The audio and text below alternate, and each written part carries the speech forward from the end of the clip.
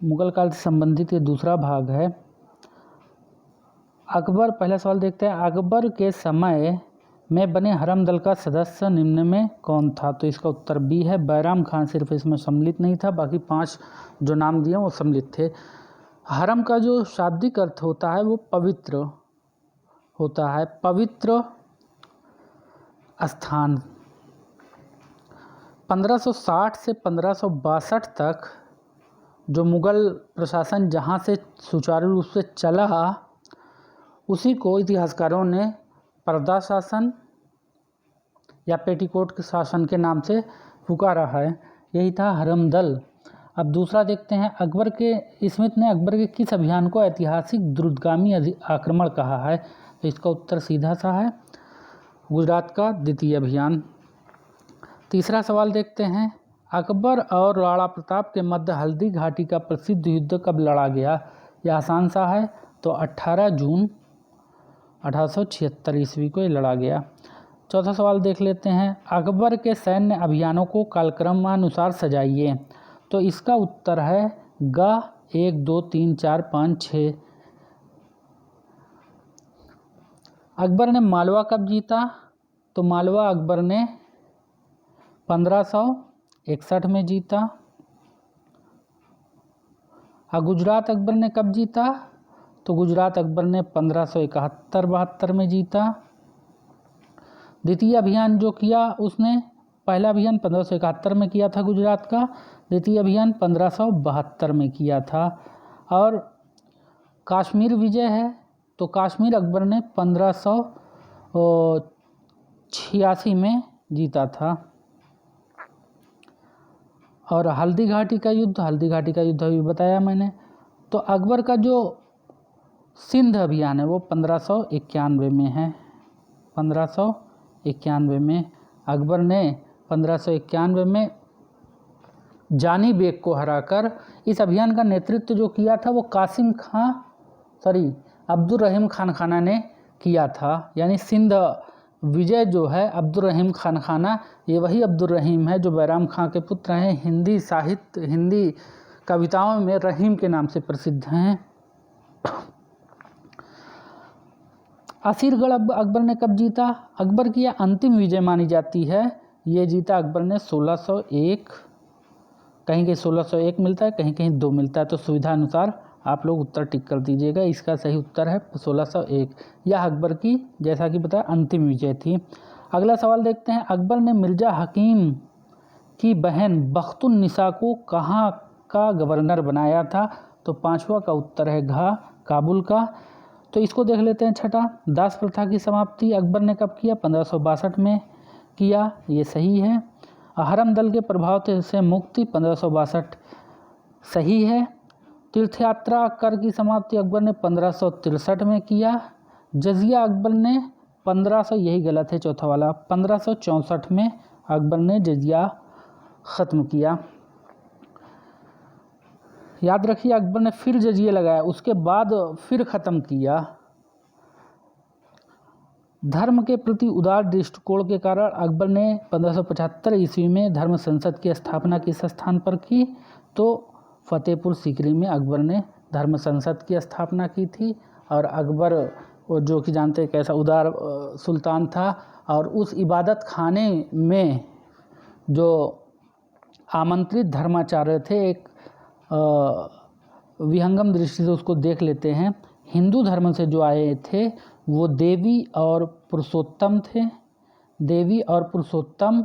जैन धर्म से जो आए थे हरिविजय सूरी और जिनचंद्र सूरी। और पारसी धर्म से जो अकबर आमंत्रित किया था धर्म संसद में, दस्तूर मेहरजी राणा को। और ईसाई धर्म का व्यक्ति जो आया था एकाबीवा, यानी धर्मगुरु एकाबीवा और मासेरात। तो ये अकबर की धर्म संसद में आमंत्रित हुए विभिन्न धर्मों के व्यक्ति थे। अकबर ने इसका निर्माण क्यों कराया? तो अकबर की धार्मिक नीति जब हम लोग देखेंगे तो उसमें हम इसको विस्तार से चर्चा करेंगे। 8वां सवाल देखते हैं, निम्नलिखित में से, तो इसका उत्तर है फतेहपुर सीकरी 7वां का। 8वां का उत्तर देख लेते हैं, अकबर का अंतिम सैन्य अभियान माना जाता है। तो जैसा कि मैं अभी बताया, असीरगढ़ अभियान अकबर का अंतिम सैन्य अभियान था। अगला देखते हैं, अकबर के नवरत्नों में से एक बीरबल किस अभियान में मारे गए थे? तो ये बी ऑप्शन है, यूसुफजाइयों के विरुद्ध वो मारे गए थे। अगला देखते हैं, अकबर ने सर्वप्रथम समुद्र का दर्शन कहाँ किया था? कहाँ पर किया था?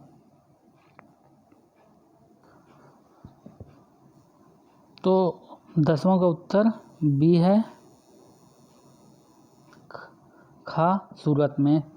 11 देखते हैं, हुमायूं द्वारा लड़े गए युद्धों को कालानुक्रमानुसार सजाइए। कालक्रमानुसार सजाने की ये बात कर रहा है, तो इसको आप लोग देख लीजिए, इसका खा उत्तर है। अगला देखते हैं, दूसरी बार हुमायूं ने दिल्ली के तख्त को 1555 ईस्वी में किस शासक से छीना था? यानी सूर्य शासक जो था उससे छीन लिया था, फिर मुगल वंश की स्थापना की, तो वो सिकंदर शाह था। अगला सवाल, किस युद्ध को जीतने के बाद शेरशाह ने दिल्ली में अफगान सत्ता की स्थापना की? 13 का ग चौसा। शेरशाह ने हुमायूं को चौसा से भगाकर, चौसा के मैदान से जब गद्दी पर बैठता है तो द्वितीय अफगान राज्य कहलाता है। यानी कि पहला अफगान राज्य कौन था? लोधी, जो दिल्ली में शासन किए, यानी कि पहला शासक बहलोल लोधी, फिर सिकंदर लोधी, फिर इब्राहिम लोधी।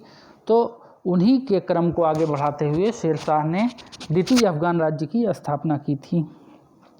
14, फरीद शेरशाह को शेर खां की उपाधि किसने दी थी? तो ये आसान सा सवाल है, खा बहार खां लोहानी ने।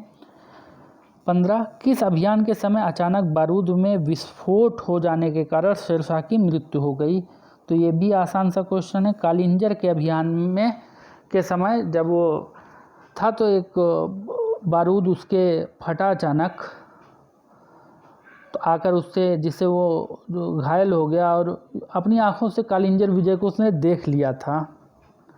कालिंजर विजय होते फिर उसके बाद उसकी मृत्यु हो गई। कब? 1545 में। आगे देखते हैं, शेरशाह के बारे में क्या सत्य असत्य है, ये पूछ रहा है 16 नंबर सवाल। तो इसका घा असत्य है। बाकी देख लीजिएगा कि शेरशाह ने उपज का 1/3 भाग के रूप में निर्धारित किया, बिल्कुल सही है। एकाध अपवाद, एकाध क्षेत्र हैं तो उसको अपवाद स्वरूप ही मानिएगा। शेरशाह के समय में किसानों को जरीबाना, ये वाक को बकल लीजिएगा, जरीबाना सर्वेक्षण शुल्क और तथा महसिलाना, ये महसिलाना है, मुहसिलाना नहीं है, महसिलाना कर संग्रह शुल्क की भी चुकाना पड़ता था, ये भी बिल्कुल सही है। भीम की पैमाइश हेतु शेरशाह ने 32 अंक वाले गजे सिकंदरी सन की डंडी का प्रयोग किया, बिल्कुल सही है। शेरशाह ने सासाराम में एक सुंदर किले का निर्माण करवाया, तो उसका किला नहीं था, वो मकबरा था, याद रखिएगा। सासाराम में शेरशाह का मकबरा है। अगला, समरकोट के राजा वीर साल के महल में किस मुगल बादशाह का जन्म हुआ था? अकबर का जन्म हुआ था। अगला सवाल, 9 वर्ष की अवस्था में अकबर को कहाँ की सूबेदारी सौंपी गई थी? तो गजनी का सूबेदार उसे बनाया गया था। 19, 13 वर्ष की अल्पायु में 14 फरवरी 1556 को अकबर का राज्याभिषेक कहाँ हुआ? तो कलानौर में हुआ। 13.5 वर्ष, लगभग 13 वर्ष कुछ माह उसकी आयु थी, मोटे तौर पर 13.5 वर्ष लिया जाता है। बैरम खां का पतन कब हुआ? तो बैरम खां का पतन 1560-61 में हुआ। बैरम खां का पतन क्यों हुआ? तो इसके पीछे ये बताया जाता है कि बैरम खां का साम्राज्य पर इतना अधिक प्रभाव हो गया था कि बहुत से अमीर, मुग़ल जो अन्य अमीर थे उसको पसंद नहीं करते थे। अकबर भी इस समय तक बड़ा हो गया था, 1560 तक, यानी 1542 में जन्म हो रहा है, 18 वर्ष का अकबर हो गया था इस समय। 15 अक्टूबर 1542 में उसका जन्म हुआ, तो वह अपने हाथों में शासन की बागडोर लेना चाहता था।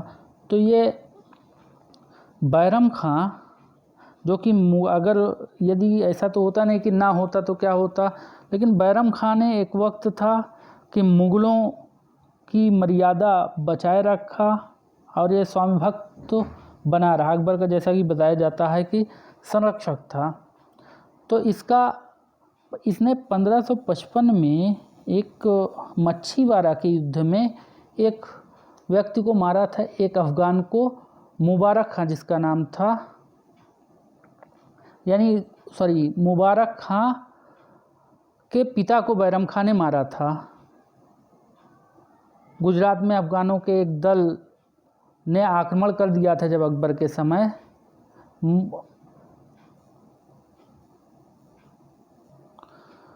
तो मुबारक खां नामक व्यक्ति ने बैरम खां की हत्या कर दी। तो बैरम खां का जीवन लीला सदा के लिए समाप्त हो गया।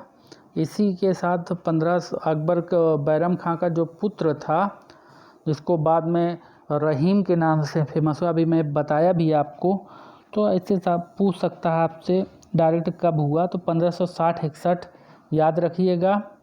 वो 60-61 ऐसा क्यों होता है, 1591-92, तो हिजरी संवत से जब कन्वर्ट किया जाता है ईसवी सन में, तो उसमें कुछ अंतर आ जाता है।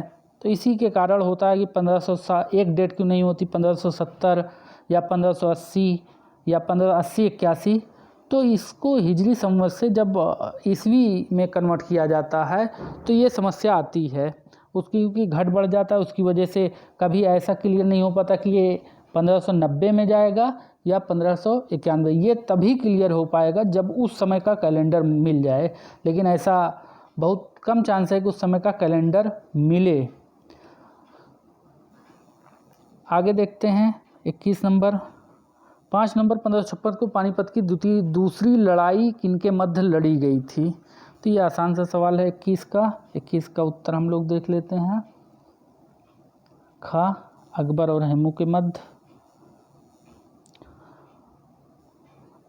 आदिल शाही वंश के हिंदू प्रधानमंत्री हेमू ने अपने जीवन में लड़ी गई 24 लड़ाइयों में से 22 जीता था। हेमू को विक्रमादित्य की उपाधि किसने प्रदान की, तो आदिल शाह ने प्रदान की। ये देखिए, ये भी आदिल शाह है, इब्राहिम आदिल शाह, तो ये नहीं हो सकता, ये नाम दे दिया यूसुफ आदिल शाह, तो आदिल शाह नाम का व्यक्ति जो होगा वही उसने प्रदान की थी। 23 नंबर क्वेश्चन, बैरम खां के पतन के लिए षड्यंत्र करने वाले अतकैल, इसको हम लोग छोड़ देते हैं। 24 नंबर देखते हैं, दिल्ली पर पुनः अधिकार करने तथा दिल्ली में अपने द्वितीय राज्याभिषेक के उपरांत हुमायूं कब तक शासन कर सका। 24 का उत्तर है का 6 माह। शेरशाह कहा करता था अपने जीवन काल में ही, शुरू में वो बाबर की सेना में भी रह चुका था, भाग्य ने मेरा साथ दिया, सौभाग्य मेरा साथी रहा, तो मैं मुगलों को हिंदुस्तान से खदेड़ दूंगा। उसका रीज़न ये था कि बाबर ने इब्राहिम लोदी को पराजित करके, यानी अफ़गानों से सत्ता छीनी थी, तो शेरशाह को इसका मलाल था, इसलिए वो अब मुगलों को बाहर करना चाहता था। 25 नंबर, कालानौर में अपने राज्याभिषेक के समय अकबर की उम्र क्या थी, तो 25 का ए 13.5 वर्ष। अगला सवाल देखते हैं, आमेर की राजकुमारी के साथ अकबर का विवाह इस दृष्टि से अभूतपूर्व है। 26 का उत्तर गा है। इसको देख लीजिएगा आप लोग। देखिए, अकबर की राजपूत नीति वास्तव में स्वेच्छा, पहला पॉइंट स्वेच्छा, दूसरा दमन और तीसरा समझौते पर आधारित थी। तो जिन राजपूतों ने अकबर की अधीनता स्वीकार कर ली, अकबर ने उनके क्षेत्र वैसे ही छोड़ दिए। जैसे आप मेवाड़ का उदाहरण लीजिए, तो मेवाड़ ने अकबर की अधीनता कभी नहीं स्वीकार की, इसीलिए हल्दी घाटी हो गया। अकबर देखिए कितना चालाक था। 1527 में खानवा युद्ध में देखिए आप, तो एक तरफ राजपूत एक तरफ मुगल, लेकिन 1576 में जब ये घटना आ जाती है, बाबर यानी राणा सांगा उधर थे। 1576 में एक तरफ मान सिंह, दूसरी तरफ महाराणा प्रताप। देखिए, राजपूतों को राजपूतों से लड़ा रहा है अकबर, तो एक तरफ मान सिंह को भेजा और दूसरी तरफ पानीपत यानी हल्दी घाटी का नेतृत्व, मुगल नेतृत्व जो किया था वो मान सिंह ने किया था, याद रखिएगा। अगला सवाल 27 नंबर देखते हैं। अकबर ने उसको थोड़ा सा और व्याख्या में देखना चाहे अकबर की राजपूत नीति, तो अकबर की राजपूत नीति उसको एक आधार चाहिए था। आधार क्या चाहिए था, कि भारत में जो मुस्लिम अमीर थे उनको नियंत्रण करने के लिए, उनको नियंत्रित रखने के लिए एक ऐसे भारतीय यानी एक ऐसे व्यक्ति की आवश्यकता थी जो उन पर नियंत्रण स्थापित करके रखें, यानी बैलेंस बना के रखें। अकबर ने राजपूतों से दोस्ती की। राजपूत जब अकबर की दोस्त हो गए तो अकबर को एक और मजबूती मिल गई। उन्हें भारत उन जैसी वीर जातियों का सहयोग मिल जाने से उसका प्रशासन और मजबूत हुआ भारत में। 27 नंबर सवाल देख लेते हैं। तो अकबर ने आमेर की राजकुमारी के साथ अपने विवाह उपरांत 2 वर्ष के भीतर कौन से उदारवादी कार्य किए? तो इसमें डी घा सही है, देख लीजिएगा। 28 अकबर के राजपूतों के साथ इस कारण मैत्री संबंध स्थापित करना चाहता था क्योंकि, तो इसका 28 का उत्तर है घ। देखिए उस क्वेश्चन की व्याख्या भी यहाँ आपको मिल जाएगी। राजपूतों की साथ मित्रता राजनीतिक दृष्टि से अत्यंत लाभदायक थी, ये भी सही है। मध्य एशिया मुगलों के संबंध टूट जाने के बाद अकबर को भारत में मैत्री संबंध स्थापित करने पड़े, ये बात सही है क्योंकि जब तक मध्य एशिया से संबंध सल्तनत काल में देखें तो बीच में सहयोग मिलता रहा, चाहे वो खलीफा का हो चाहे जिसका हो। तो अगला दिन राजस्थान में शांति स्थापित करने, वहाँ गुजरात एवं दक्षिण की विजयों का मार्ग प्रशस्त करना, ये भी इसका राजनीतिक उद्देश्य था क्योंकि गुजरात के प्रमुख बंदरगाहों पर उसका अधिकार हो गया। और उसके बाद दक्षिण भारत विजय के लिए जो एक राष्ट्र के निर्माण की संकल्पना देखी जाती है, इतिहासकारों द्वारा बताई जाती है, तो वो सफल दिखाई पड़ता है। तो इसके पीछे देखा जाए अकबर की राजपूत नीति, तो अलग अलग इतिहासकारों ने अलग अलग चीज़ों पर बल दिया है, लेकिन ये याद रखिएगा राजनीतिक उद्देश्य से अकबर ने इसको शुरू किया और उसको भारत में एक ऐसी जाति की आवश्यकता थी जो उसके शासन को और मजबूत कर सके। तो राजपूतों से अच्छा विकल्प अकबर के सामने नहीं था, इसीलिए राजपूतों के प्रभाव में आकर ऊपर क्वेश्चन आपने देखा। 29 देखते हैं, अकबर की राजपूत नीति के मुख्य तत्व क्या थे? तो 29 का देख लीजिएगा घा। वैवाहिक संबंधों की स्थापना की, बिल्कुल सही है। राजपूतों को पूर्ण स्वायत्तता तथा सुरक्षा प्रदान करना, उनको बताया कि उनको जागीर वापस कर दिया और सुरक्षा भी दिया। राजपूतों की नियुक्ति मनसबदारों के रूप में होना शुरू हो गया, यानी अकबर ने उनको बड़े बड़े पद देना शुरू कर दिया था। 30 नंबर, मेवाड़ ने मुगलों की मित्रता स्वीकार करने से इनकार कर दिया था, इसका उत्तर 30 का घा होगा, उसको देख लीजिएगा। मुगल सेनाओं ने किसे पराजित करके 1568 ईस्वी में चित्तौड़ पर अधिकार किया था? 31 का उत्तर है राणा उदय सिंह। अगला, अबुल फजल के अनुसार राणा प्रताप और अकबर के बीच निर्णायक युद्ध कहाँ पर लड़ा गया था? तो अबुल फजल ने लिखा है खमनौर में। 33, हल्दी घाटी का तथाकथित युद्ध मुगलों के लिए निष्फल विजय माना जाता है क्योंकि, इसका उत्तर है 33 का और ख दोनों ऊपर। उड़ीसा में अफगान सेना किसके द्वारा पराजित की गई थी? तो 34 का है खा राजा मानसिंह। 1580-81 में अकबर को उस समय एक महासंकट का सामना करना पड़ा जब असंतुष्ट अमीरों तथा अधिकारियों ने अकबर के मुँह बोले भाई मिर्जा हकीम को अपना शासक घोषित कर दिया था। तो इसका 35 का ए है। 36, उत्तर पश्चिम सीमा प्रांत में अकबर की अत्यधिक महत्वपूर्ण उपलब्धि क्या थी? तो ये 36 का ग। 37 देख लेते हैं, उत्तर पश्चिम सीमा के कबायली को नियंत्रित रखने के लिए अकबर ने कौन सी नीति अपनाई? तो 37 का ग, अनुग्रह एवं दमन, शस्त्रों का प्रयोग तथा कबायली सरदारों को धन देकर शांत करना। 38 देख लेते हैं, अकबर पुर्तगालियों का विरोधी था क्योंकि, मैं यूरोपीय वाला वीडियो देखिए, उसमें बहुत व्याख्या की गई है यूरोपियों का आगमन भारत में, तो इसका 38 का घात ही है। 39 1601 में असीरगढ़ की विजय के उपरांत अकबर ने खान देश का नाम मतलब नामांकरण क्या किया, तो उसका 39 का उत्तर है का दान देश। 40 अकबरनामा के प्रख्यात लेखक अबुल फजल की हत्या किसने की थी, तो अबुल फजल की हत्या की थी वीर सिंह बुंदेला ने। क्यों? क्योंकि सलीम का शय उसे मिला था।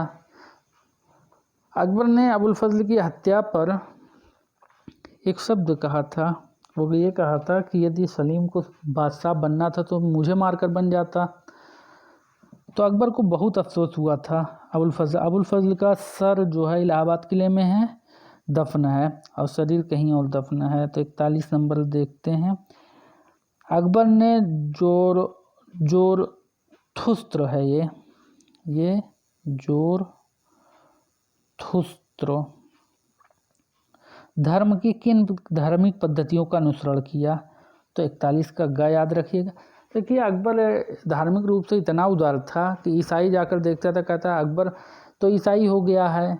पारसी जाकर देखता था तो अकबर ने जैसा कि बताया कि अग्नि प्रज्वलित करा कर रखने का आदेश दे दिया दरबार में। अकबर बहुत दूरदर्शी शासक था। वो चाहता था, वो इस बात की ओर बल देता था कि सभी को मिला कर रखेंगे तो उसका साम्राज्य और मजबूती, साम्राज्य लगातार निरंतरता और मजबूती उसमें बनी रहेगी। तो जो भी देखता कोई और ईसाई जा रहा है, कह रहा अकबर तो ईसाई हो गया है। वहीं बदायूनी अकबर को कहता है कि इस्लाम के शत्रु अकबर है। तो अकबर सभी धर्मों को उदार दृष्टि से देखता था। उसमें उसके पीछे अपना जो भी उद्देश्य हो, कुछ इतिहासकारों ने उसका राजनीतिक उद्देश्य लेकर सोचा, लेकिन एक सामान्य तौर पर देखा जाए तो अकबर ये जो कर रहा था, इससे उसके साम्राज्य को, उसके राज्य को और मजबूती मिल रही थी और बल मिल रहा था। 42 देखते हैं। अकबर के साथ धार्मिक चर्चाएं करने वाला जेसुइट है, ये याद रखिएगा। जेसुइट या जेजुइट या एक कैथोलिक ईसाई धर्मप्रचारक जिसने अकबर के शासनकाल के संबंध में एक रोचक वृत्तांत लिखा था। तो 42 का उत्तर हमारा हो जाएगा फादर एंटोनी मासेरात। 43 वह कौन मुगल इतिहासकार था जिसने अकबर के विरुद्ध एक आरोप पत्र तैयार कर उसे इस्लाम का शत्रु घोषित कर दिया, तो याद रखिएगा 43 का बदायूनी है। बदायूनी ने लिखा है क्या, मुंतखाब उत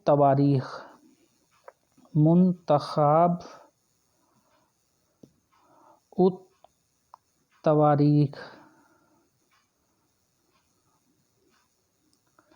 ये अकबर के समय का एक आलोचनात्मक इतिहास इन्होंने लिखा बदायूनी ने।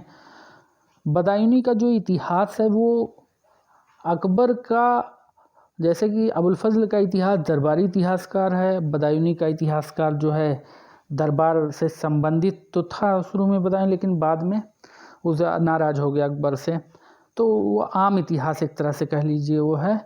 तो दोनों को जब मिलाकर पढ़ेंगे, और भी किताब है तबकात अकबरी निजामुद्दीन अहमद की, अब्बास खां शेरवानी की किताब है तारीख़ शेरशाही। तो जब ये सब मिलाकर पढ़ेंगे निजामुद्दीन अहमद, बदायूनी, अबुल फजल, तो अकबर का इतिहास की जो है और व्याख्या आपको मिलेगी और अच्छे से समझ पाएंगे।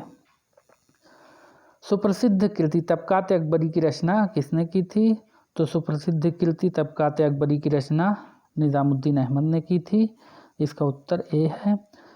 45 अकबर की अत्यंत प्रशंसनीय सुलह कुल सार्वभौमिक शांति एवं सौहार्द की विचारधारा उसके किस आदर्श का प्रतिफल थी, तो 45 का उत्तर है जहांगीर ने सिख गुरु अर्जुन देव को इस कारण मृत्युदंड दिया था, तो 46 का हमारा उत्तर हो जाएगा उन्होंने बागी शहजादे को आश्रय दिया। इसका राजनीतिक कारण से जहांगीर ने हत्या करवाया था गुरु अर्जुन देव की। निम्नलिखित में से कुशल सैनिक के परिणाम स्वरूप मेवाड़ ने जहांगीर के शासनकाल में मुगलों के सम्मुख आत्मसमर्पण किया था। तो ये पूछना चाह रहा है वह शहजादा कौन था। तो 47 का हमारा उत्तर हो जाएगा हाँ, शहजादा खुर्रम, यानी कि आगे चलकर जो शाहजहां के नाम से प्रसिद्ध हुआ। 48 मुगलों के साथ मित्रता स्थापित करने वाले राजपूत राज्यों पर अकबर ने किन दायित्व एवं प्रतिबंधों अथवा किस दायित्व एवं प्रतिबंध को आरोपित किया। तो 48 का हमारा उत्तर हो जाएगा का और ख दोनों। मुगल शासन व्यवस्था भारतीय तथा गैर भारतीय तत्वों का मिश्रण थी। मुगल शासन व्यवस्था में निम्नलिखित में से महत्वपूर्ण तत्वों को शामिल नहीं किया गया था, मतलब ये नोबेल्टी से है, मुगल अमीर से। तो इसमें अरबी जो अमीर हैं वो उनका उल्लेख नहीं मिलता। ईरानी अमीरों का मिलता है, तुर्की मिलता है, भारतीय अमीरों का मिलता है। मुगल शासन व्यवस्था के संबंध में कौन सा कथन सत्य नहीं है। तो 50 का हमारा उत्तर हो जाएगा गा। सम्राट को इस्लामी परंपराओं का पालन करना पड़ता था। अगर इस्लामी परंपराओं का पालन, ये गलत है, ये नहीं करना पड़ता था, लेकिन उलेमा का दबाव बना रहता था अमीरों का कि वो ज़्यादा से ज़्यादा इस्लामी परंपराओं को पालन करें। लेकिन अगर अकबर के संदर्भ में देखें, किसी भी मुगल बादशाह के संदर्भ में, वो पूरी तरह शरीयत पर शासन नहीं किया। 51 का देख लेते हैं। इस तथ्य से क्या अनुमान लगाया जा सकता है विभिन्न मुगल बादशाहों ने अपने शासनकाल में आरंभ में एक ही प्रकार के करों उपकरों को समाप्त करने के आदेश जारी किए। 51 का ग है। राजगद्दी पर बैठते ही जन समर्थन और लोकप्रियता प्राप्त करने का यह सर्वोत्तम तरीका था। हर उस समय ये माहौल था कि कोई भी नया सुल्तान आता, लोग उससे सुविधाएं चाहते हैं। जैसे आज कोई भी प्रधानमंत्री बनता तो उसमें हम लोग अपना भविष्य देखते हैं देश का, वैसे ही उस समय राजा में भविष्य लोग देखा करते थे। तो राजा ज़्यादा से ज़्यादा प्रभाव बढ़ाने के लिए क्या करता था, लोकप्रियता प्राप्त सर्वोत्तम तरीका था कि कर समाप्त कर। देखिए अकबर बैठा, अकबर बैठने के बाद तमाम कर समाप्त कर दिए, तीर्थ यात्रा कर, जजिया कर और तमाम कर समाप्त कर दिया। ऐसे ही आगे देखेंगे कि बाबर ने भी एक कर तमगा और मीरबहरी नामक कर समाप्त किया था अकबर से पूर्व। 52 अकबर ने इस्लामी राजत्व संबंधी सिद्धांतों को किस कारण से अस्वीकार कर दिया। तो 52 का खा है। उसने केवल मुसलमानों का शासक होने के बजाय अपनी समस्त प्रजा का शासक बनने का संकल्प किया। अकबर द्वारा प्रारंभ की गई निम्नलिखित में से कौन सी प्रथा इस तथ्य की घोतक नहीं है कि मुगल सम्राट खलीफा के प्रभुत्व को मान्यता नहीं देते थे। 53 का खा उत्तर है। देखिए मुगलों के संदर्भ में आप ये जान लीजिए, मुगल जो बादशाह थे उन्होंने खलीफा से मानपत्र नहीं लिया। सुल्तानों की भांति दिल्ली सल्तनत के एक भी मुगल बादशाह का खलीफा से मानपत्र प्राप्त करने का उल्लेख नहीं मिलता। अब देखिए क्यों नहीं लिया। जो खलीफा था, खलीफा में जिनके वंशजों का ब्लड दौड़ रहा था, वही मुगलों में भी वही वंशजों का ब्लड दौड़ रहा था। और दूसरी बात, खलीफा एक वक्त के बाद इतना कमज़ोर हो गया था। सल्तनत काल के शुरू में मजबूत रहा, लेकिन बाद में बड़े बड़े खलीफा हुए जो कि सुधारक के रूप में भी जाने गए। लेकिन मुग़ल काल में भारत का डंका विश्व पर बजता था। भारत की इकोनॉमी जो थी वो विश्व में और जो व्यापार होता था वो भारत के पक्ष में था। आर.सी. दत्त एक इतिहासकार हैं, उन्होंने लिखा इकोनॉमिक हिस्ट्री ऑफ इंडिया ने भारत का आर्थिक इतिहास, उसको मिले तो पढ़िएगा तो उसमें आपको मिलेगा। तो मुग़लों ने कभी अधीनता स्वीकार नहीं किया खलीफा का, क्योंकि वो भी खलीफा अपने आप को खलीफा से कम नहीं आंकते थे। निम्नलिखित में से मुग़ल बादशाह का एकमात्र विशेषाधिकार क्या नहीं था। तो 54 का उत्तर हमारा होगा गा। नक्कारा अमीर भी बजवाता था। अकबर के समय अली कुली खां का उल्लेख मिलता है। ये अकबर का एक ख़ास अमीर था। और इसका साहम बेग नामक एक लड़के से बड़ा प्रेम प्रसंग इसका, वो बड़ा इस पे उसको बड़ा मानदान, जब ये अमीर था अली कुली खां, लेकिन जब साहम बेग सवारी पे बैठता था तो ये उसकी लगाम लेके चलता था, ये उसको बहुत मानता था अली कुली खां। वो भी अपने दरबार में नक्कारा बजाया करता था। तो ये तो इस प्रकार से 54 का उत्तर हमारा गा हो जाएगा। 55 अकबर ने किस सिद्धांत के आधार पर प्रांतीय प्रशासन व्यवस्था का गठन किया था? तो 55 का उत्तर हो जाएगा गा। पारस्परिक नियंत्रण और शक्ति संतुलन, चेक्स एंड बैलेंस। 56 नंबर देख लेते हैं। 56 नंबर, किस मुगल सम्राट के शासनकाल में वकील को सर्वाधिक प्रधानता प्राप्त हुई? तो 56 का हमारा उत्तर हो जाएगा गा। अकबर के शासनकाल में।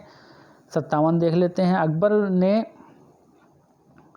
वजीर के लिए दीवान, ये बा हो गया, वो आ कर लीजिएगा, वजीर के लिए दीवान या दीवान, ये दीवान नहीं हुआ, ये भी है दीवान ए आला पदनाम का प्रयोग क्यों किया? तो 57 का उत्तर आप याद रखिएगा, इसका खा है। 58 मुगल प्रशासन में निम्नलिखित में किसे अमीर वर्ग का प्रमुख माना जाता था? तो 58 में हमारा उत्तर हो जाएगा खा, मीर बख्शी सैन्य विभाग का भी प्रमुख होता था। मीर बख्शी का अर्थात महावेतनाधिकारी को सैनिक विभाग का प्रमुख क्यों बनाया गया था? 59 का खा, क्योंकि राज्य के सभी अधिकारी सैद्धांतिक रूप से सैन्य विभाग से संबंधित थे।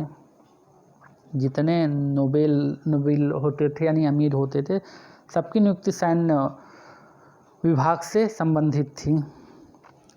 निम्नलिखित में से कौन अधिकारी इस्लामी कानूनों का संरक्षक और उलेमाओं, यहाँ भी उलेमा लिखा है, उलेमाओं या ये उलेमाओं सही नहीं होता, उलेमा होता है सही, शुद्ध बहुवचन का बहुवचन नहीं होता।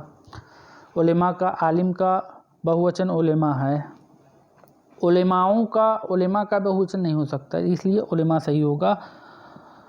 का प्रमुख प्रतिनिधि या प्रवक्ता होता था? तो 60 का हमारा उत्तर हो जाएगा गा, सदरुस सुदूर। निम्नलिखित इतिहासकारों में किसने अकबर को इस्लाम का शत्रु कहा है? जब इस तरह का क्वेश्चन आपको दिखे तो आप इस्लाम का शत्रु बदायूनी देखिएगा, बदायूनी पे टिक कर दीजिएगा। बड़ा आलोचनात्मक इतिहास अकबर का उसने लिखा है। अकबर अपनी राजधानी फतेहपुर सीकरी से लाहौर कब लाया? तो देखिए यहाँ पे एक बात याद रखिएगा कि मुग़ल सम्राट जहाँ जाता था वही उसकी वो राजधानी होती थी। तो अकबर 1585 के बाद लाहौर की तरफ गया, तो उसकी इस संदर्भ में क्वेश्चन ये बन गया है। आगरा तथा फतेहपुर सीकरी दोनों ही लंदन से बड़े हैं, ऐसा किसने कहा था? बहुत इंपॉर्टेंट क्वेश्चन है, रॉल्फ फिच ने कहा था। 63 का उत्तर खा है। अबुल फजल ने किस मुग़ल बादशाह में अरस्तु द्वारा 4 तत्वों आग, हवा, पानी एवं भूमि का समादेश माना है? तो शहंशाह अकबर उत्तर होगा इसका। अकबर किसे शेखो बाबा के नाम से पुकारता था? तो याद रखिएगा इसका 65 का ग उत्तर होगा, सलीम। जहांगीर सलीम ने किससे अबुल फजल की हत्या करवाई थी? ये पहले जो पूछा गया था वो दूसरे हिसाब से पूछा गया था, अब ये दूसरे हिसाब से है, वीर सिंह देव बुंदेला से। 67 जहांगीर का राज्याभिषेक 13 नवंबर 1605 को नूरुद्दीन मोहम्मद जहांगीर बादशाह गाजी की उपाधि के साथ कहाँ पर किया गया था? तो 67 का खा, आगरा में। अगला देख लेते हैं। जहांगीर ने किस सिख गुरु को खुसरो की सहायता करने के आरोप में फांसी दे दिया था? ये तो हो गया है गुरु अर्जुन देव को। 68 के गा, किस मुगल सम्राट ने न्याय की जंजीर लगवाई थी? तो न्याय करने के लिए जहांगीर बहुत प्रसिद्ध था। तो उत्तर घ होगा। इसने आगरा के किले में एक न्याय की जंजीर लगवा दी थी। कोई भी फरियादी जाकर उसको बजाकर न्याय मांग सकता था। न्याय का वो बहुत बल दिया जहांगीर ने कि प्रत्येक को न्याय मिलना चाहिए। जहांगीर की पत्नी नूरजहां द्वारा निर्मित नूरजहां गुंटा का नूरजहां जुंटा है, ये नूरजहां जुंटा निम्न में कौन सदस्य नहीं था? 70 का घ महावत खां इसका सदस्य नहीं था। नूरजहां का जब जहांगीर के शासनकाल में प्रभाव बढ़ा तो वो अपने समर्थकों को लेकर एक गुट बना लेती है। उसी गुट को कहते हैं नूरजहां जुंटा शब्द, उसके लिए इस्तेमाल किया इतिहासकारों ने। तो उसमें असमत बेग, एतमादुद्दौला, आशफ खां, वो पहले जो काल है उस काल में हमको दिखाई पड़ते हैं। जहांगीर के 2 भागों में काल को बांटा गया। 1600 यानी नूरजहां के प्रभाव से आने से पहले का, यानी कि 1611 से 22 तक देखेंगे आप, तो इसमें शाहजहां भी शामिल रहता है नूरजहां जुंटा में, लेकिन 1622 के बाद शाहजहां अलग हो जाता है। 71 जहांगीर की सर्वाधिक महत्वपूर्ण सामरिक सफलता निम्नलिखित में से कौन थी? तो 71 का घ उपर्युक्त सभी। 72 देख लेते हैं। अंग्रेज कैप्टन हॉकिंस एवं सर टॉमस रो, ये पहले भी बताया जा चुका है दूसरे वीडियो में, तो जहांगीर के शासनकाल में आए थे। शाहजहां का आगरा में अबुल मुजफ्फर शिहाबुद्दीन, बा कर लीजिएगा इसको, बुआ को, साहिबे किरान द्वितीय शाहजहां बादशाह गाजी की उपाधि से कब राज्याभिषेक किया गया? तो 73 का सीधा का है, फरवरी 1628 में। 74 खुर्रम की किस सफलता से खुश होकर जहांगीर ने उसे शाहजहां की उपाधि प्रदान की थी? तो 74 का ग दक्षिण भारत की अभूतपूर्व विजय। 75 मुगल कालीन प्रसिद्ध मयूर सिंहासन का निर्माण किस मुगल शहंशाह यानी बादशाह ने, सम्राट ने करवाया था? 75 का ख शाहजहां ने। देखिए ये बहुत पूछता है ये वाला सवाल। कालक्रम, शाहजहां के पुत्रों में उत्तराधिकार के लिए हुए संघर्ष को कालानुक्रम यानी कालक्रमानुसार लगाइए। तो इसको आप लगाइएगा, उत्तर मैं बता दे रहा हूँ, ख है। 76 का ख उत्तर।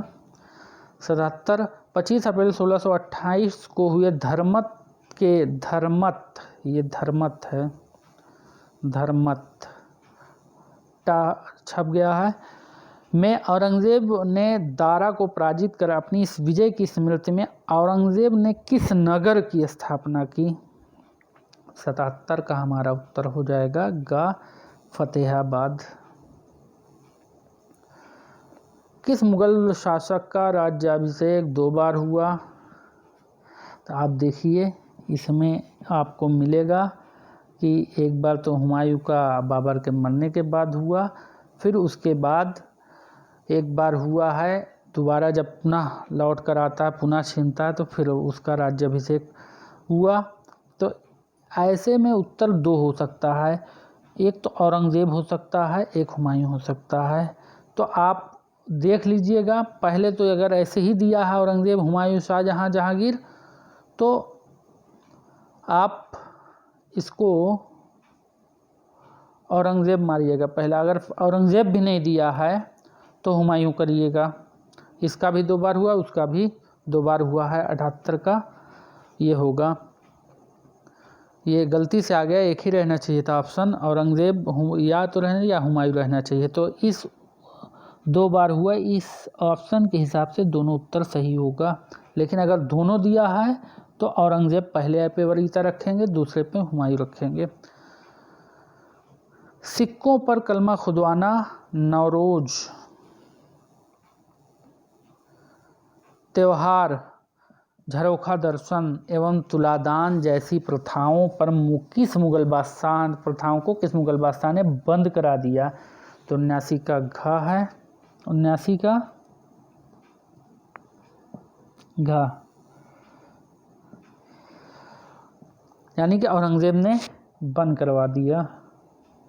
सिजदा प्रथा किसने बंद करवाया था सिजदा। आप लोग कमेंट से बताइएगा मुझे कि सिजदा प्रथा किस मुग़ल बादशाह ने बंद करवाया था और किस लिए बंद करवाया था, ये भी कमेंट में बताइएगा आप। और शाहजहाँ के बारे में थोड़ा सा और जान लीजिए। शाहजहाँ ने आना सिक्के का प्रचलन किया था।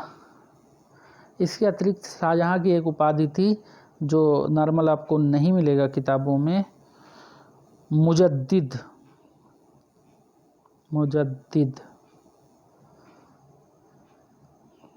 फिर से इसको मैं कर दे रहा हूँ, मुजद्दिद।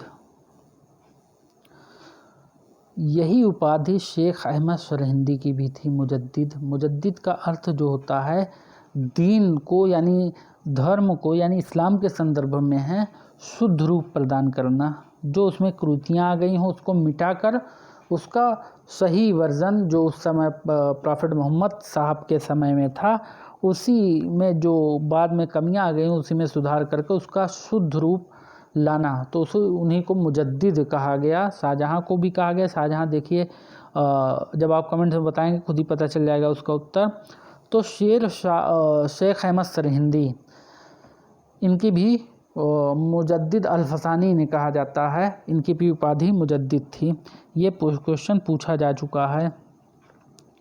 80 नंबर देख लेते हैं। औरंगज़ेब ने पुनः जजिया कब लगाया? तो 1679 में। अगला क्वेश्चन, मुहतसिब सार्वजनिक सदाचार निरीक्षक की नियुक्ति किस मुग़ल बादशाह ने की थी? तो ये आपका उत्तर हो जाएगा 81 का घ, औरंगज़ेब ने। 82 का मिलान करना है, मिलाकर नहीं समझ में आएगा कमेंट बॉक्स में डालिएगा कि ये क्वेश्चन नहीं समझ में आ रहा है। जो भी आपको नहीं समझ में आएगा, जो भी उत्तर लगेगा नहीं ये नहीं सही हो सकता, जैसा कि इससे पहले वीडियो में लोगों ने पूछा कि सर ये हमने ये पढ़ा है, तो ऐसी जो भी मैं रेफरेंस देता हूँ आपको वो प्राइमरी सोर्स से कोशिश करता हूँ कि ज़्यादा से ज़्यादा ऑथेंटिक हो, प्राइमरी सोर्स से उठा के दिया। इलियट डाउसन का इसलिए दिया हूँ जो पहले उसका रेफरेंस कि इलियट डाउसन ने सभी भारतीय ग्रंथों का जो सल्तनत काल में लिखे गए, मुग़ल काल में लिखे, उसका ट्रांसलेशन ऑथेंटिक किया है उन्होंने। इसके अतिरिक्त बहुत से ट्रांसलेशन हुए, लेकिन जो इलियट डाउसन का ट्रांसलेशन है वो काफ़ी उस पर विश्वास किया जा सकता है। 82 का उत्तर हमारा होगा ये सुमेली सूची 1 में दिए गए औरंगज़ेब के समय के महत्वपूर्ण विद्रोहों को उनके नेतृत्वकर्ता में शामिल कर दिया, यानी औरंगज़ेब के समय जो विद्रोह हुआ और विद्रोहियों में नेता कौन था। तो आप इसका उत्तर मुझे उत्तर बता दे रहा हूँ। 82 का है, यानी पहला का 2 जाट विद्रोह का नेता गोकुला था, ऐसे से मिला लीजिएगा। तो इस तरह के क्वेश्चन भी आपको आपसे पूछे जा सकते हैं। किस सिख नेता की औरंगज़ेब ने हत्या करवा दी? तो गुरु तेग बहादुर को की हत्या औरंगज़ेब ने करवाई थी। वही काम अर्जुन देव ने किया था, सेम काम औरंगज़ेब के समय में भी हुआ था। औरंगज़ेब यानी तेग बहादुर ने किसे संरक्षण दिया था जिसके कारण औरंगज़ेब ने उनकी हत्या करवाई? ये मुझे कमेंट्स में बताइएगा आप। अगला क्वेश्चन, जय सिंह को राणा की उपाधि किसने दी थी? तो 84 का उत्तर है ख, औरंगज़ेब ने। ये देखिए सुमेलित नहीं है, गुरु गोविंद सिंह खालसा पंथ की स्थापना। तो इसका उत्तर जो है ख है, गुरु अर्जुन देव गुरु ग्रंथ साहब का संकलन। 85 का ख, बाकी सब मिला है। 86 निम्नलिखित में से कौन सा अधिकारी महालेखा परीक्षक था मुगल काल में? तो 86 का हमारा उत्तर ख हो जाएगा, मुस्तौफी। 87 देखते हैं, निम्नलिखित में कौन अधिकारी सम्राट के सम्मुख प्रतिवेदनों को पेश करने वाला प्रधान अधिकारी था मुगल काल में? ये पूछ रहा है। 87 का ग, मीर अर्ज। 88 आरोही क्रम में दिए मुगल साम्राज्य के प्रशासकीय उप प्रभावों के संबंध में निम्नलिखित में से कौन सा विकल्प सही नहीं है? एक आरोही क्रम होता है, एक अवरोही क्रम होता है। घटते से बढ़ते बढ़ते जाइए, 1 2 3 4 आरोही, 4 3 2 1 अवरोही क्रम। तो 88 का हमारा उत्तर हो जाएगा गा। आरोही अवरोही समझ गए होंगे, मैं उम्मीद करता हूँ। 88 का गा उत्तर है, सूबा सरकार परगना। अगला 89 देखते हैं। मुगल साम्राज्य का प्रांतों में विभाजन पहली बार सम्राट अकबर ने किया था, 89 का गा। अगला 90, अपने शासन के अंतिम दिनों में अकबर ने दक्कन के 3 मुगल प्रांतों को साम्राज्य में शामिल किया था, निम्नलिखित में से कौन सा प्रांत उक्त 3 प्रांतों में शामिल नहीं था? तो 90 का गा उत्तर है बीदर। 91 देखते हैं। जहांगीर के शासनकाल में निम्नलिखित में से नवीन प्रांतों का गठन हुआ, कौन सा वो नवीन प्रांत था? तो 91 में उत्तर हमारा हो जाएगा उड़ीसा का गठन जहांगीर के समय हुआ। 92, प्रांत के नागरिक तथा सैनिक, सैनिक लिखा है, सैनिक कर लीजिएगा। प्रशासन का प्रमुख निम्नलिखित में कौन होता था? तो 92 का नाजिम होता था। अगला 93, मुगल प्रांतीय प्रशासकीय व्यवस्था की पारस्परिक नियंत्रण एवं शक्ति संतुलन संबंधी व्यवस्था के अंतर्गत निम्नलिखित में से कौन अधिकारी सूबेदार लिख गया, सूबेदार कर लीजिएगा, सूबेदार पर नियंत्रण रखता था? तो 93 का हमारा उत्तर हो जाएगा का, दीवान। 94 नंबर सवाल देखते हैं। प्रांतीय दीवान की नियुक्ति कौन करता था? जैसे मुगल में केंद्र में दीवान होता था, वैसे ही प्रांतों में भी दीवान होता था। तो 94 का हमारा उत्तर हो जाएगा गा, दीवान आला या अशरफ। 95, प्रांतीय बख्शी किसके अधीन कार्य करता था? तो 95 का दीवान के अधीन कार्य करता था। 96 देखते हैं। मुगल केंद्रीय प्रशासन व्यवस्था में वाक़या नवीस या समाचार लेखक की क्या उपयोगिता थी? तो 96 का हमारा उत्तर हो जाएगा गा। 97, प्रांतीय संभाग सरकार का प्रधान अधिकारी कौन होता था?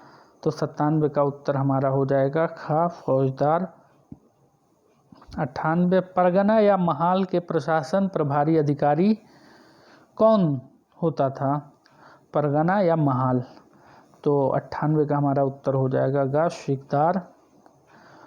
99, मुगल अमीर वर्ग एक मिश्रित समूह था, मुगल अमीर वर्ग में निम्नलिखित वर्ग लोगों में शामिल थे? किस वर्ग के लोग शामिल नहीं थे, ये पूछ रहा है। मुगल अमीरों में कौन से वर्ग के लोग शामिल नहीं थे? तो इसमें अरब, ये क्वेश्चन दूसरी तरीके से पहले पूछा जा चुका है। अरब जो थे मुगल अमीरों में नहीं शामिल थे।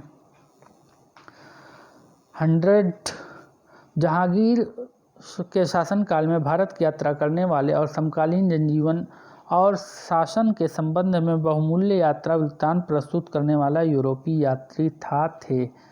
तो इसको हम लोग छोड़ते हैं, ये सवाल 100 नंबर। 101 देखते हैं।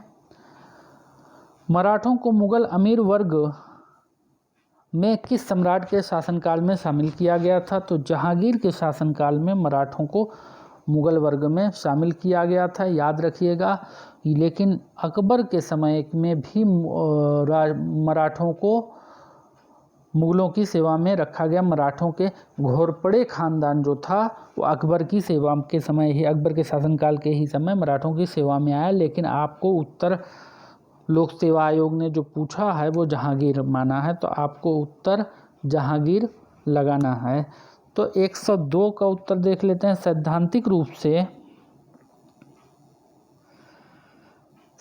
रूप से मुगल अमीर पद अनुवंशिक नहीं होता था और अमीर की मृत्यु के उपरांत उसकी जागीर को साम्राज्य में जब्त कर लिया जाता। इस जब्ती व्यवस्था को निम्नलिखित क्या दुष्परिणाम नहीं हुआ, पूछ रहा है।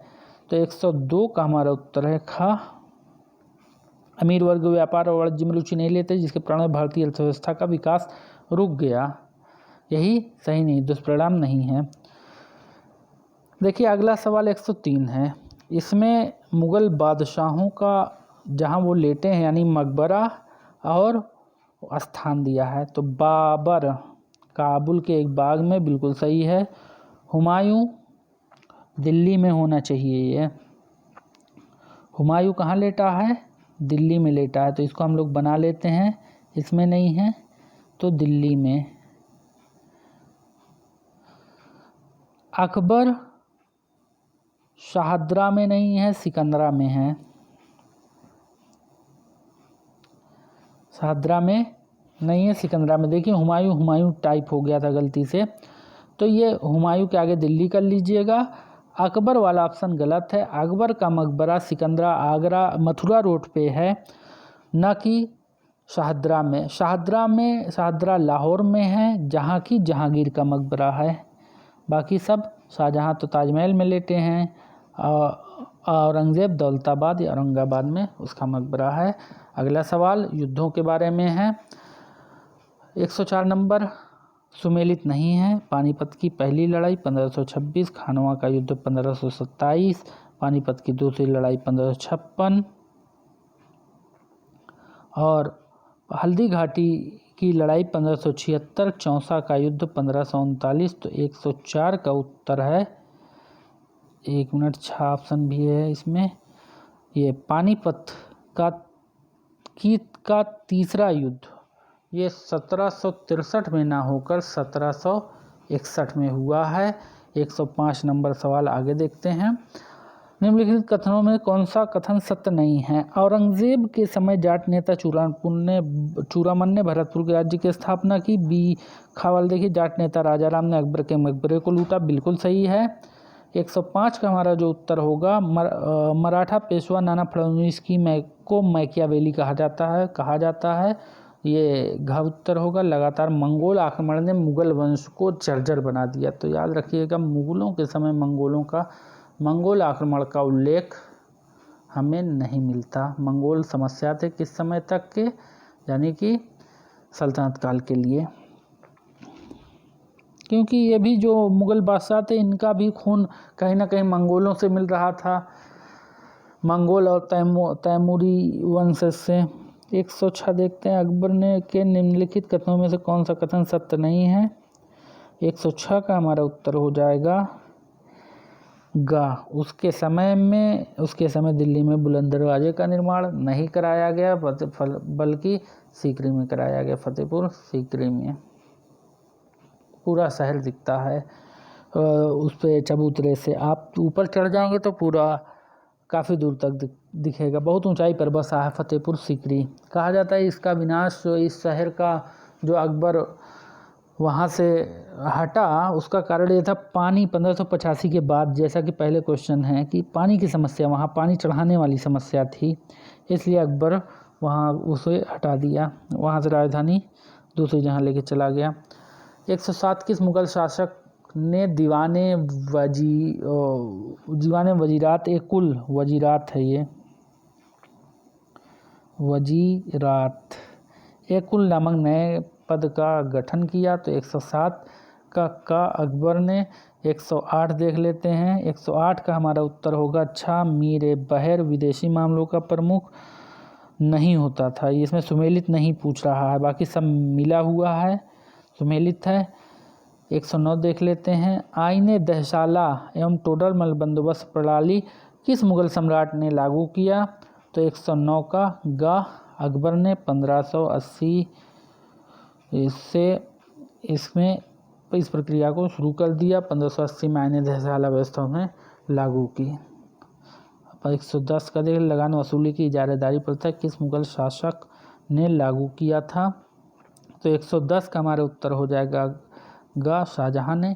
तो आप याद रखिएगा कि जितने भी प्रश्न इसमें कराए जा रहे हैं वो केवल आपके स्टेट यूनिवर्सिटी का सिलेबस के हिसाब से है, तो उसमें ने ये सारे प्रश्न कहीं ना कहीं पूछे जा चुके हैं, कुछ नए प्रश्न भी इससे पहले वाले वीडियो में, तो आप उसको हल करेंगे, यही आपको आने वाले एग्ज़ाम में ऐसे ही प्रश्न मिलेंगे। तो इसको ध्यान रखिएगा कि एक बार पढ़िए, बार बार ना पढ़ना पड़े, तो ऐसा पढ़िए जो कभी ना भूले, इसको याद रखिएगा। और जो भी प्रश्न पर आपको कोई समस्या आ रही है तो आप कमेंट बॉक्स में मुझे एसएमएस कर सकते बताइए कि सर ये क्वेश्चन में ऐसा नहीं ऐसा होना चाहिए और क्या क्या और सुधार होना चाहिए इसमें आप लोगों का, आप लोग हमें बताइए। अगर मुझे नहीं बताएंगे आप लोग कि सर इसमें ये सुधार और हो सकता है तो कैसे और अच्छा मैं वीडियो बनाऊंगा। तो इसलिए आप लोग कमेंट बॉक्स में आपको वीडियो कैसा लगा ज़रूर बताइएगा। धन्यवाद।